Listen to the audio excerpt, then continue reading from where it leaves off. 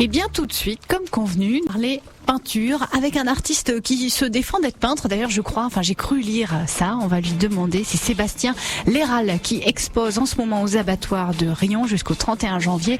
L'expo s'intitule Un temps, le désir de perdre. On essaiera aussi d'éclairer les auditeurs sur le titre de cette exposition. Bonjour Sébastien Léral. Bonjour. Ça va bien ?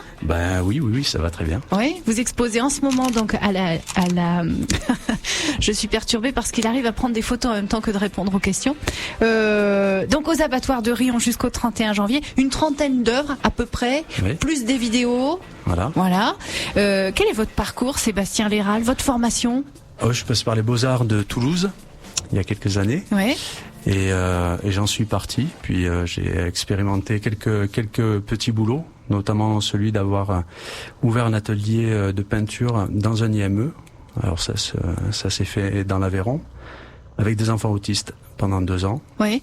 Et déjà à l'époque, je réalisais leurs portraits, je les laissais finir ce portrait comme ils le sentaient. Ah oui, donc voilà. Déjà il y avait les prémices de ce qu'on découvre là aux abattoirs de Riom avec cette série de portraits assez puissants, des grands formats où ceux qui sont portraiturés, ils ont voix au chapitre et ils peuvent participer aussi au tableau, à l'acte créatif. Vous allez nous expliquer quel était le dispositif que vous avez mis en place.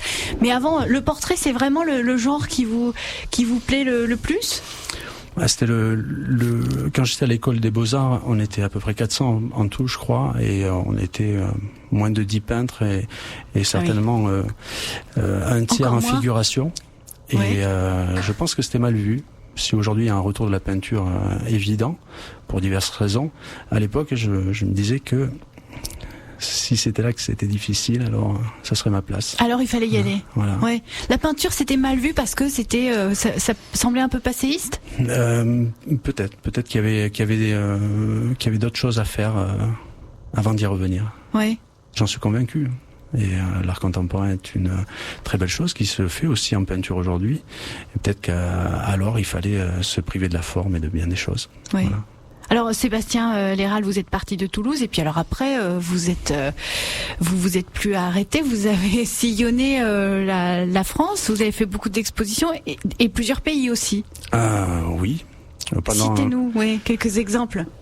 J'ai beaucoup exposé à Rodez dans des lieux privés me sortant de galeries et d'autres lieux plus prestigieux pour m'isoler du marché entre guillemets, et pour poser un travail un peu solide. Et puis ensuite je suis reparti pour des expositions sur Paris, puis petit à petit ça a un petit peu débordé. Je suis allé jusqu'à Hong Kong faire une performance et une exposition. Là j'arrive de Rome. Avec l'Institut français, où j'ai réalisé aussi une exposition collective et une performance assez troublante. Voilà. Et voilà, ça continue doucement. Oui, parce qu'en parallèle de vos peintures, vous n'hésitez pas aussi à proposer des performances, à jouer avec la vidéo, avec les textes aussi. Ouais. Oui, je le dis toujours, je suis pas peintre, c'est-à-dire que j'ai pas cette capacité à me coller à mon outil et à la peinture. Au contraire, je prends beaucoup de distance par rapport à ça, parce que je me suis brûlé un petit peu les ailes à être trop là-dedans. Et je prends beaucoup de distance et c'est là où je laisse intervenir l'autre, et l'autre qui vient altérer mon point de vue. Et du coup, c'est pour ça que ce travail m'intéresse, parce qu'à un moment donné, c'est plus moi qui le fais. C'est l'autre qui est engagé à le faire, dans un monde où on est plutôt engagé à réfléchir et de moins en moins à faire. Le spectateur, le modèle, est engagé à prendre les pinceaux. Voilà. Alors justement, vous allez nous expliquer le dispositif là que vous avez mis en place pour ces portraits qui sont exposés aux abattoirs à Riom. Déjà, qui est-ce que vous avez décidé de peindre ? Est-ce que ce sont des gens que vous connaissez, de votre entourage, ou des gens croisés dans la rue ? Il y a 2 séries de présentées. La première, c'est une série qui se nomme Désir, et la deuxième, c'est une série qui s'appelle Lost. Dans la série Désir, c'est un questionnement sur, au départ, qu'est-ce que c'est que le désir ? Et je vais réaliser une dizaine d'autoportraits pour essayer d'y répondre depuis mon point de vue. Et ensuite, je vais questionner les gens pour qui j'ai du désir, quelle que soit la forme du désir, sur le large spectre du désir. Et dans ce processus-là, donc, je vais aller inviter des gens avec qui j'ai envie de passer 5 minutes, ou alors mes meilleurs amis, ou voilà. D'accord. Les gens pour qui vraiment un désir est présent. Donc vous faites vous les représentez sur des toiles qui sont de grand format. On est dans quelle dimension là? Ça va du 14-18 jusqu'au 9 mètres 10. Oui, voilà. Faut un grand salon, hein. Oui, on fait son salon autour, on met un toit dessus. Oui. Voilà. Donc il y a un process qui invite. Voilà. Expliquez-nous ça. Comment et à quel stade les gens que vous avez peints peuvent intervenir sur la toile et dans quelle mesure aussi, parce que peut-être vous leur mettez quelques limites, je sais pas. Non. Non. C'est pour ça qu'il y a un process au départ, c'est-à-dire on enfourche un certain ordre dans l'action. Et au début, les gens viennent poser pour moi pour un portrait photographique. Mais là aussi, ils sont complètement libres. Je vais faire plusieurs dizaines, voire centaines de clichés pour avoir l'instant que je veux. C'est un instant un petit peu neutre qui ressemblerait à un portrait d'identité qu'on a sur son passeport. Et ensuite, je demande à la personne de me faire un texte sur ce qu'il pense être le désir. Donc d'engager quelque chose d'un peu raisonné. Et de me donner la couleur qui représente le désir. Par la suite, je vais copier, comme une photocopieuse, le portrait photographique sur toile, et en mettant sur les lèvres la couleur qui a été choisie par la personne. Et à partir de là, il va lui être proposé d'intervenir sur son portrait pour s'écrire lui-même depuis un point de vue raisonné et un point de vue émotionnel.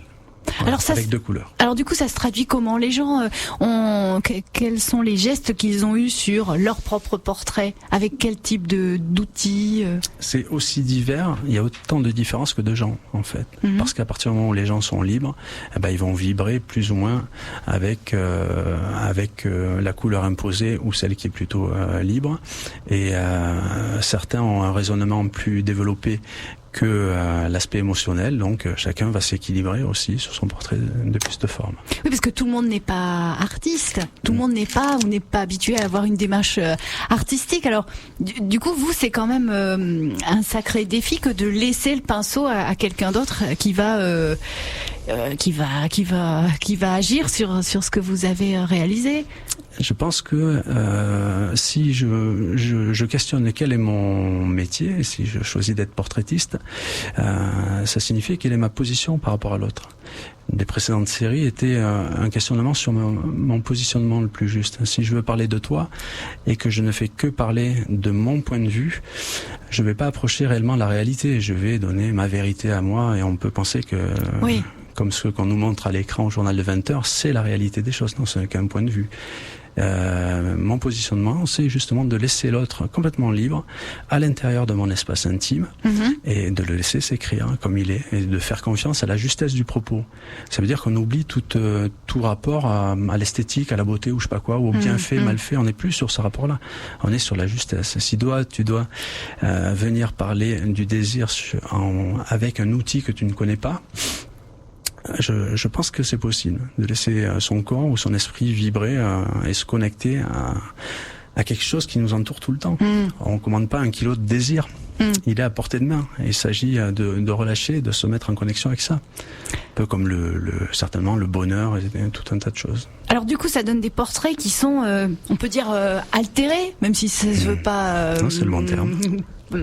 Négatif, mais voilà, des portraits qui sont un peu altérés par des couleurs, par des grosses taches de peinture, par des qu'est-ce qu'il y a comme un marqueur ou des pastilles de couleurs aussi, j'ai cru voir. Ça, c'est sur l'autre série. C'est sur l'autre série. Ouais. Voilà, effectivement, c'est altéré, c'est rendu autre. Et j'aime voir ça, c'est-à-dire que la surface de la peinture n'est pas qu'une image. Elle a effectivement l'image d'une personne qui est normée, qu'on reconnaît tous comme quelque chose rendu par l'histoire comme étant un portrait plus ou moins bien fait, mais par-dessus, il y a des vibrations et il y a d'autres vérités qui se posent. Il y a effectivement celle qui sort de mes pinceaux depuis un appareil photo, qui a déjà un point de vue normé, qui n'est pas le mien, dans lequel j'essaye de pas rentrer moi en émotion, et il y a l'émotion de l'autre, ou ce qu'il avait à dire intellectuellement sur ce qu'était le désir. Donc cette surface, elle devient quelque chose qui, pour moi, s'approche lentement de la réalité. C'est-à-dire que toi, t'existes depuis le point de vue que j'ai sur ta face et sur ce que tu es en face de moi, mais la personne qui est derrière toi a un autre point de vue qui fait partie aussi de ce que tu es. Voilà. Est-ce qu'il y a des interventions qui vous ont vraiment surpris ou qui sont allées au-delà de vos espérances? Des gens qui ont vraiment eu Qui ont eu une... Ouais. Donc, dans ce positionnement, c'est que je n'ai pas de volonté. Donc, je n'ai pas d'espérance. Donc, je n'ai pas ni de déception, ni de grande joie. Parce que sinon, ça serait compliqué pour moi de m'ouvrir à la découverte et de lire correctement ce qui m'est proposé. Ouais. Alors... Effectivement, parfois, il y a un rapport au temps qui est un petit peu, qui a été surprenant à moi, et qui m'aide aussi à prendre du recul par rapport à ce que je fais. Il y a des gens pour qui j'ai passé 3 ou 4 semaines à faire leur portrait, qui sont arrivés entre les courses et la babysitter, et qui ont agi vraiment avec peu d'investissement par rapport à ce que moi j'entends être l'investissement. Voilà. Et le recul me fait entendre aussi que peut-être c'était énorme pour eux. Donc voilà, il n'y a pas de jugement sur ce que les gens ont fait, et vraiment je suis honoré que chacun ait pu me laisser un peu de son intime et de sa façon de voir. Moi je me trouve bien chanceux. Oui. Voilà. Alors je sens que j'arriverai pas à vous faire dire. Alors on va prendre peut-être un exemple, un portrait. Je suis peut-être un peu idiot, je comprends pas la question. Non, c'est pas du tout ça. Non, au contraire, c'est pas ça. Est-ce qu'il y a une intervention que vous pouvez nous décrire, par exemple un portrait, voilà, et la jeune femme ou jeune homme, voilà, dont vous parliez là entre les courses et le babysitter. Quel type d'intervention il a eu et quel sens ça avait pour lui ou elle, si vous voulez expliquer. Je vais prendre un exemple d'une intervention qui s'est faite à Chamalières, parce qu'on est quand même là-dedans, sur une expo collective, où une jeune fille de 25 ans, dont j'avais fait le portrait en 3 mètres par 2, qui n'est pas du tout peintre et qui n'a pas ce rapport-là à l'expression, a dû intervenir sur cet énorme portrait. Oui. Je l'enviais, c'est sûr, mais c'est elle qui a eu le plaisir, le stress en même temps de faire ça en performance. Et elle a choisi pour ce faire de mettre la toile au sol, de vider un pot de peinture dessus et d'aller exprimer son émotion par rapport au désir en dansant sur la toile à plat, dans des gestes lents, aérés, complètement touchants, et qui nous rappelaient à notre propre désir corporel. C'était magique, depuis un petit bout de femme de 25 ans qui n'avait jamais peint, qui était plutôt sur la réserve, et j'ai trouvé ça, voilà, ça m'a remué dans le bon sens, à me dire, je pense que c'est un moment qui est juste, où elle est ici et maintenant, et on peut se reconnecter avec notre contexte, mais pour cela, il s'agit de pouvoir traverser cet l'écran qu'on a tous, que tu as devant toi, que j'ai là, voilà. On parle de l'exposition, pour ceux qui se joindraient à nous à l'instant, l'exposition Un temps, le désir de perdre, proposée jusqu'au 31 janvier aux abattoirs de Riom. L'entrée est libre, et c'est Sébastien Léral qui expose. Sébastien Léral, vous prenez des photos, vous peignez aussi. Comment vous définissez? Artiste, tout simplement? C'est toujours un problème avec les mots, c'est-à-dire que c'est un mot qui est employé pour beaucoup de gens, pour des gens dont la motivation principale et l'intention de départ, c'est faire de l'argent. D'autres, c'est pour avoir un discours politique. Alors, ça manque de précision. Je sais pas trop ce que je suis, et je sais ce que j'ai pas envie d'être. Et plasticien, c'est pas mal, même si ça fait un peu pompeux, c'est dans le sens un peu touche à tout. Voilà, dans les arts plastiques. Et ça, je pense que c'est pas mal, quoi. Plasticien. Revenons aussi sur le nom de l'exposition Un temps, le désir de perdre. On l'a expliqué en off, mais je crois pas qu'à l'antenne on l'ait dit. Effectivement, ça fait référence à 3 temps, le présent, le passé, le futur, avec un temps qui fait référence à tous les actes toutes les propositions que je fais en performance, où tout est condensé, tout ce qui est dit est condensé dans un instant. L'instant où l'autre va intervenir sur la toile, il n'y a pas de préparation, il n'y a rien, on ne sait pas ce qui va advenir. Et il s'agit d'être suffisamment connecté avec le présent pour que, encore une fois, ça soit juste. Alors ça y va aussi un peu de ma proposition, mais pas que, c'est aussi le public qui fait ça et la personne qui va intervenir. Il y a une réflexion sur le désir, c'est-à-dire la projection qu'on pourrait avoir sur ce qu'on va avoir ou être. Alors j'ai une petite préférence pour ce qu'on va être, mais en tout cas c'est une réflexion dans ce sens-là, avec ce sujet du désir. Et la perte, c'est un retour sur le passé, avec le questionnement sur qu'est-on prêt à perdre dans les choses qu'on a, pour arriver à être un peu plus. Et c'est le thème de la deuxième partie de l'exposition, qui s'appelle Lost, sur lequel il s'agit, pour faire très très concis et très clair, si je peux, d'une série d'autoportraits qui partent plus de ma relation à mon petit personnage, à mon petit ego, à mes petits problèmes de vie, à mes petites vibrations, mes petites peines et mes petites joies. Et l'altération va venir là du public, qui pour une fois va pas être, on va pas lui demander d'être nu, ni de faire une critique intellectualisée. Parce que vous pouvez le demander de temps en temps. C'est très souvent que ça arrive, parce que ça force l'engagement. J'aime bien que les gens s'engagent. Ça fait du bien d'arriver avec un peu de poids, un peu de stress. C'est plus compliqué que certains jeux télévisés, mais c'est très intéressant aussi. Et là, la seule possibilité qu'ils aient d'altérer, de rendre autre, de me rendre moi plus intelligent, au final, c'est d'acheter des petites gommettes rouges à 1 €. C'est les mêmes gommettes qu'on met sur les cartels des galeries quand on a vendu une toile, et donc on fait acte d'un achat privé, de privatiser un espace public. Cette gommette va être vernie à terme, donc elle va effacer ce que je suis au travers de ce que j'ai réalisé, de ce petit objet qui est une œuvre d'art, si on peut appeler ça comme ça. Et donc chacun petit à petit, avec très très peu d'engagement, va pouvoir privatiser ces petits bouts, donc des petites gommettes qui viennent se poser partout. Et petit à petit, je perds ce qui fait de moi un individu, ma sensibilité, etc. Chaque euro collecté est reversé à une association caritative qui scolarise des enfants à Madagascar et qui va, et là moi j'y suis pour rien, ils font un boulot extraordinaire là-bas, et qui va petit à petit amener ces enfants à être un petit peu plus conscients de ce qui se passe chez eux.